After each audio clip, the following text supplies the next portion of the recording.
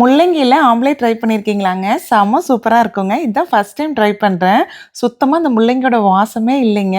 தோட்டத்திலேயே முள்ளங்கி இருந்ததுங்களா, சரின்ட்டு ஒன்று எடுத்துட்டு நல்லா கழுவிட்டுங்க, தோல்லாம் சீவிட்டு, கேரட் துருவோம் இல்லைங்களா, அதில் வந்து நல்லா துருவிக்கிட்டேன். இந்த மாதிரி கொஞ்சம் பெருசு பெருசாகவே துருவிக்கிட்டேங்க.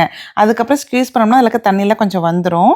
அது தனியாக எடுத்து வச்சுக்கிட்டு, இன்னொரு பவுலில் வந்து பார்த்திங்கன்னா 3 முட்டை உடச்சி ஊற்றிட்டுங்க, கூடவே பெப்பரு, சால்ட்டு, ஒரு பச்சை மிளகாய் குட்டி குட்டியாக கட் பண்ணி போட்டு கலக்கிக்கலாங்க. இது வந்து ஒரு முள்ளங்கிக்கு 3 முட்டை கரெக்டாக இருக்குங்க. அதுக்கப்புறம் ஒரு பேனில் வந்துங்க துருவி வச்சிருந்த முள்ளங்கியை வந்து இந்த மாதிரி ஸ்ப்ரெட் பண்ணி விட்டுட்டு மூடி வச்சு ஒரு 2 மினிட்ஸ் வேக வச்சா போதுங்க. ரொம்ப நேரம் வேக தேவையில்ல. அதுக்கப்புறம் வந்து இந்த முட்டையை வந்துங்க மேலாப்பில் அந்த முள்ளங்கி ஃபுல்லாக கவர் பண்ணுற மாதிரி ஊற்றிட்டு நார்மலாக ஆம்லேட் போடுவோம் இல்லைங்களா, அதே மாதிரி போட்டு எடுத்துக்கலாம். சூப்பராக வந்துருந்ததுங்க. பீட்சா கட்டரில் ஸ்லைஸ் ஸ்லைஸாக கட் பண்ணியுமே எடுத்துக்கிட்டோம். ஆனால் யாருமே முள்ளங்கி ஆம்லேட்னு கண்டுபிடிக்கவே மாட்டாங்க.